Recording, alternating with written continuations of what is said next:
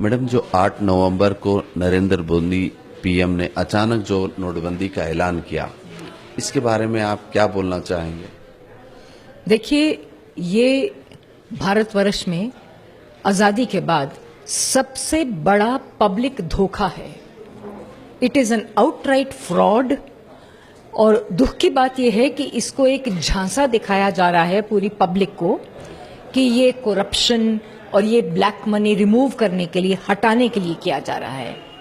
लेकिन ये प्रिसाइसली एक साजिश है जो कि आम जनता का पैसा जो है वो कॉरपोरेट सेक्टर को या एलीट सेक्टर को परमानेंटली ट्रांसफर कर रहा है। इसके जरिए से आपके बैंक्स जो हैं, जो आपकी पूरी जायदाद और आपका पैसा संभालने की जिनकी जिम्मेदारी है, उनको आपने बिल्कुल इतनी बदतर हालत में छोड़ दिया है क्योंकि वो लार्जेस्ट 10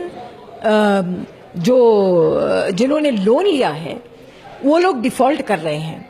जो नॉन परफॉर्मिंग एसेट्स हैं, इस प्रॉब्लम को डील करने के लिए आपने उनके लोन माफ कर दिए हैं और जनता का पैसा स्क्वीज करके अपने कंट्रोल में रख के बैंक्स को वायबल बना रहे हैं। ये एक बैंकिंग सिस्टम का फाइनेंशियल क्राइसिस है और उस क्राइसिस ये क्रिएट किया हुआ है लार्ज कॉरपोरेट सेक्टर ने।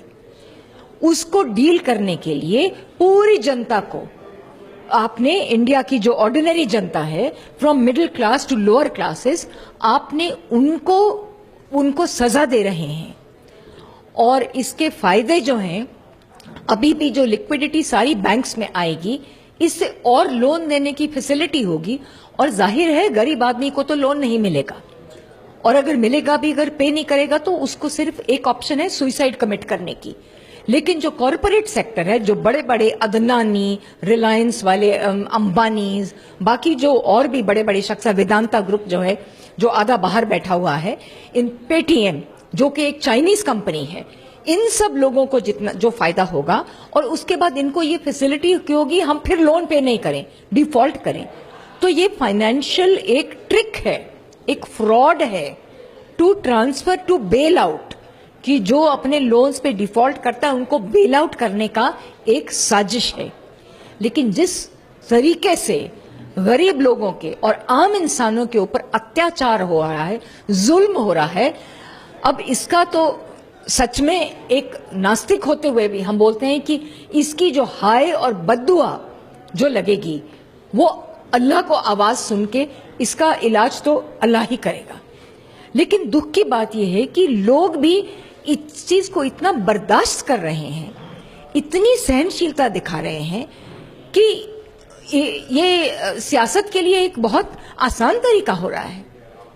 तो लोगों को इस इश्यू के ऊपर एक पब्लिक आउटक्राई होनी चाहिए, लोगों को सड़कों पे आ जाना चाहिए, इसको बिल्कुल नामंजूर करना चाहिए। इस तरीके से, जिस तरीके से हमने अंग्रेजों को नामंजूर किया था, इसी तरीके से इसके खिलाफ जोरदार आवाज एक आम जनता को उठानी चाहिए और इस धोखे से आजाद होना चाहिए। एक यही तरीका है। और ये जो लोगों की डेथ हो गई है इसमें, और ये गरीब लोगों की, बुजुर्गों की जो डेथ हो गई है, I call it a human sacrifice. These are state murders, the state is responsible. ये सरकार की जिम्मेदारी है, उनको मारने की जिम्मेदारी सरकार की है। सरकार के हाथ में सरकार के हाथ जो है खून में रंगे हुए हैं, and this is a human sacrifice. और इसको एक रोमांटिसाइज किया जा रहा है कि देशभक्ति के लिए मर रहे हैं। वो कोई देशभक्ति के लिए नहीं मर। अगर देशभक्ति के लिए मरना है तो बड़े बड़े कॉरपोरेट सेक्टर को बोलिए, अंबानी और अदनानी को बोलिए, अपने देश के लिए अपनी जान की कुर्बानी दीजिए। सब पॉलिटिशियंस को बोलिए, क्योंकि सब पॉलिटिशियंस इसमें, ज्यादातर पॉलिटिशियंस, मैं सब नहीं बोलूंगी, ज्यादातर पॉलिटिशियंस सब इस साजिश में मिले हुए हैं। उन्हें पहले जानकारी थी, उन्होंने अपने इंतजामात कर लिए हैं। और ये बिल्कुल जाहिर है क्योंकि सबकी आवाजें चुप हैं। वो किस मुंह से बोलेंगे, क्योंकि वो खरीदे गए हैं, वो बिकाऊ हैं। हमारे जो नुमाइंदे हैं, जिनको हम वोट डालते हैं, वो बिकाऊ हैं और वो बिक गए हैं, इसलिए उनको कुछ फर्क नहीं पड़ेगा। मीडिया जो ग्राउंड हकीकत को छुपा रहा है, इसके तरफ से कुछ बदल गया। मीडिया भी देखिए, मीडिया को एक ब्लैंकेट मीडिया नहीं कह सकते।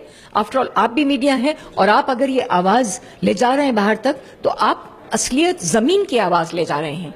तो मीडिया में भी डिविजन्स हैं, लेकिन कुछ मीडिया बिल्कुल बिके हुए हैं, जैसे जी न्यूज है, आज तक है। ये लोग जिस तरीके के हिस्टीरिया जनरेट कर रहे हैं और एक ड्रामा बना रहे हैं, एक सिचुएशन को, लोगों के माइंड को कॉलोनाइज करने के लिए और इन्फ्लुएंस करने के लिए, इस मीडिया को तो पब्लिक में अब मतलब they should get abused in public, they don't deserve any recognition.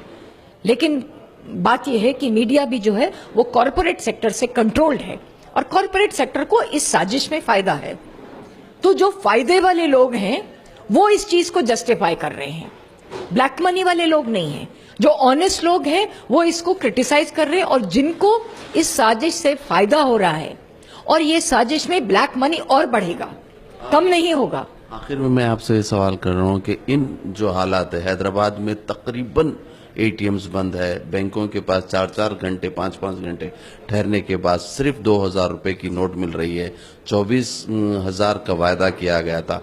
इन हालात में आम आदमी को आप क्या मैसेज देना चाहेंगे? आप लोग सब मिलजुल के, आम आदमी को मिलजुल के कलेक्टिव तरीके से पब्लिक प्रोटेस्ट करिए। यही आज की शाम का ये पैगाम था, और इसके सिवाय और कुछ सुनवाई होने की कोई उम्मीद नहीं है, क्योंकि अब उम्मीद एक जुडिशरी से थी। जुडिशरी भी चुपचाप करके देख रही है और चुप बैठे हैं, और लोग जो हैं वो जुल्म को सहते जा रहे हैं। इस जुल्म के कम होने की कोई उम्मीद नहीं है, और उनको सुनहरे सपने दिखा के उनको एक बहकाया जा रहा है कि 50 दिन के बाद क्या होगा। क्या होगा 50 दिन के बाद? कोई जादू की छड़ी है किसी के पास? क्या होगा? आगे ही हमको 2.5 साल से सुनहरे सपने दिखाई जा रहे हैं कि अच्छे दिन आएंगे, रोजगारी बढ़ेगी, ये होगा, वो होगा, दूध की नदियां बहेंगी।